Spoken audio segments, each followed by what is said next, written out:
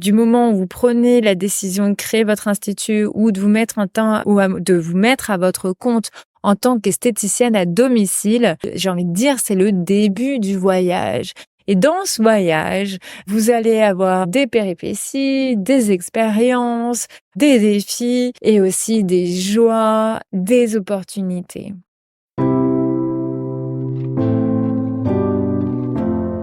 Salut, moi c'est Aurore. Moi c'est Nelly, nous avons créé l'agence de formation et de coaching esthéticienne performante. Et chaque année, nous accompagnons des centaines de ninjas esthéticiennes à la réussite. Notre devise, taffer, kiffer, performer. Nous te partagerons chaque semaine les bonnes pratiques et les erreurs à éviter. L'idée, c'est de t'apporter du soutien, te motiver et t'inspirer afin de mettre des paillettes dans ta vie de chef d'entreprise.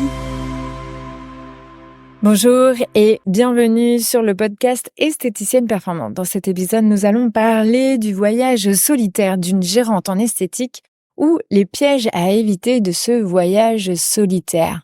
Alors j'ai envie de parler de voyage en ce moment, j'ai envie de parler d'expérience parce que oui, c'est une vraie expérience d'être une gérante, d'être gérante à son compte, d'avoir sa propre entreprise. Il n'y a pas autant comme ça de chefs d'entreprise qui arrivent à se lancer.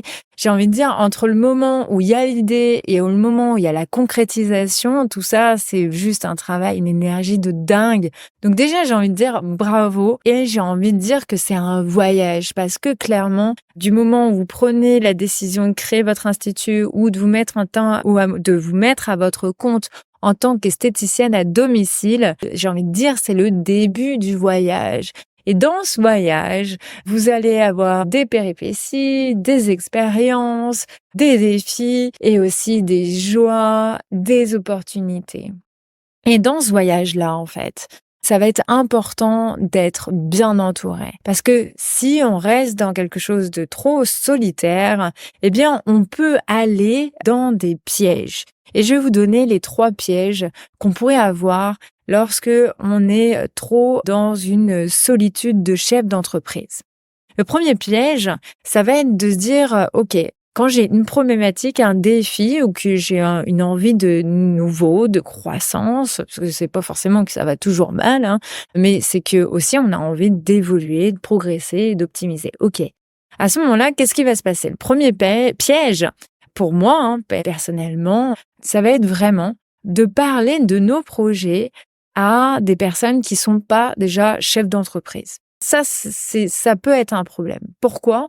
Parce qu'on peut être face à des personnes qui n'ont jamais été chefs d'entreprise ou qui ont peut-être été chefs d'entreprise il y a quelques années. Et aujourd'hui, le contexte a changé, les choses sont différentes. Je pense bien qu'une entreprise, on la gérait pas pareil il y a 30 ans, il y a 10 ans, il y a 20 ans. Et il y a aujourd'hui, avec l'avancée, par exemple, des réseaux sociaux et toute cette évolution qu'il y a. Donc déjà, on va avoir, si on est trop seul, on va avoir cette possibilité, en fait, on va vouloir en parler autour de nous. Donc autour de nous, à des personnes qui sont pas forcément chefs d'entreprise. L'autre chose, c'est si elles sont chefs d'entreprise, mais elles sont pas peut-être sur le même secteur que le nôtre, donc le secteur de l'esthétique. Et ça fait une énorme différence. Une personne qui est chef d'entreprise dans le digital va pas forcément comprendre les mouvements, la mutation du marché de l'esthétique. Du coup, il va peut-être vous donner des conseils sur lui, ce qu'il implémente, mais ça sera peut-être pas bon dans votre contexte. Donc, hyper compliqué. La chose étant aussi, c'est quand on en parle, eh bien, on peut aussi être face à des personnes qui ont leur propre zone de confort et leurs propres croyances limitantes. Donc du coup, par exemple, si vous allez voir quelqu'un, vous dites écoute, moi j'ai une évolution à faire sur telle chose, je le sens, je le sens vraiment, je sens que ça va marcher de dingue. Eh bien la personne, elle peut carrément réduire votre élan, voire l'anéantir si elle a vraiment une relation assez, j'ai envie de dire, fusionnelle avec vous. Donc vraiment, le premier piège, c'est d'aller écouter une personne qui ne va pas être chef d'entreprise comme vous et qui ne s'y connaît pas dans le marché de l'esthétique, qui est vraiment particulier et spécifique. Donc, c'est vraiment la première chose que je vais vous dire, c'est de donner comme conseil, c'est qui tu écoutes. Qui te donne le conseil? Est-ce que c'est qui que tu as en face de toi? Le deuxième piège que je vais donner, ça va être de parler, si tu as des employés ou une apprentie ou peu importe, c'est de te dire: «OK, je vais en parler à mes employés parce que mes employés, ils vivent la même journée que la mienne et ça va me faire du bien un petit peu, d'en parler et vider mon sac et puis, de parler aussi, peut-être des problématiques de l'entreprise, des défis, de l'entreprise et du coup me décharger peut-être sur cet employé». Le souci, c'est que ça va créer des conséquences. L'une des conséquences, si on est comme ça dans l'insécurité, ça va insécuriser notre propre employé, nos employés. Ça va générer du stress qui va être communiqué à notre propre clientèle. Donc, ça va créer une énergie du manque. L'énergie du manque, elle est communicative.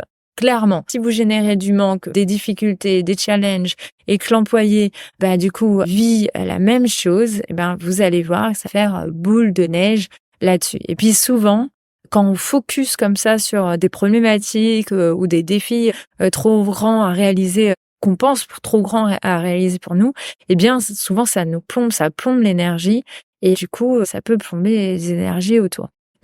Conseil, vraiment, n'en parlez pas à vos employés. Par contre, ce que vous pouvez parler à vos employés, à votre apprenti, aux personnes qui sont autour de vous, à vos partenaires et tout, ça va être, alors je reste sur la partie management pour employés, mais ça va être vraiment de dire, OK, comment on pourrait faire pour co-construire le plan marketing 6 mois?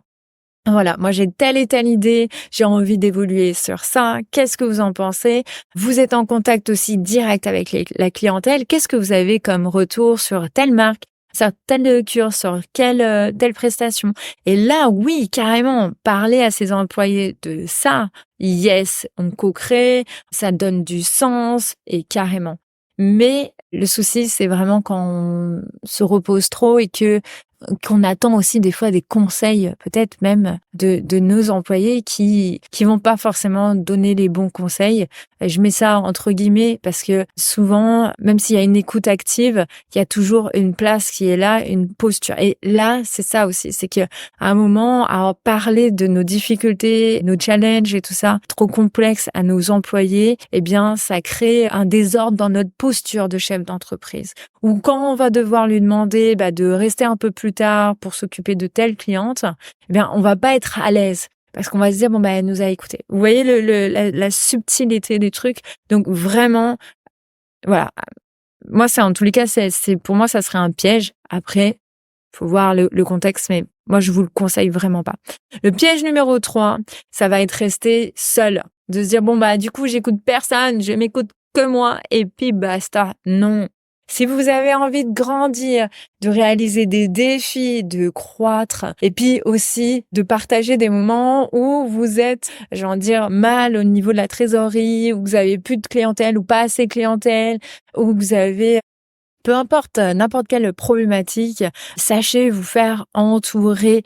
Vraiment, c'est essentiel. Vous pouvez nous rejoindre sur le groupe STD Filles, qui est 100% gratuit, où on peut parler, communiquer et puis surtout partager nos difficultés ou nos envies pour progresser. Et c'est un groupe où il n'y a que des gérantes en esthétique, des gérantes et des esthéticiennes à domicile, des gérantes de spa et qui sont comme nous avec les mêmes valeurs, donc de bienveillance, de transparence, de positivité et de joie. Donc avec plaisir si vous venez nous rejoindre. Maintenant, sachez une chose aussi, c'est qu'en effet, se faire entourer, c'est bien, c'est essentiel. Prenez tous les conseils que vous pouvez avoir de vos mentors, des personnes qui ont peut-être déjà parcouru le même chemin que vous avez envie d'avoir pour votre propre croissance. Ça, c'est essentiel. J'en parlerai peut-être dans un autre podcast, mais sachez une chose, c'est que c'est toujours vous, bien sûr, vous, la chef d'entreprise, c'est vous qui décidez, car c'est votre entreprise et vous en êtes la leader. Donc voilà. À très vite. Espérons que tu as aimé cet épisode. Si tu veux nous aider à faire connaître ce podcast, n'hésite pas à laisser 5 étoiles sur ta plateforme préférée. On se retrouve au prochain épisode et en attendant, n'oubliez pas de taffer, kiffer et performer!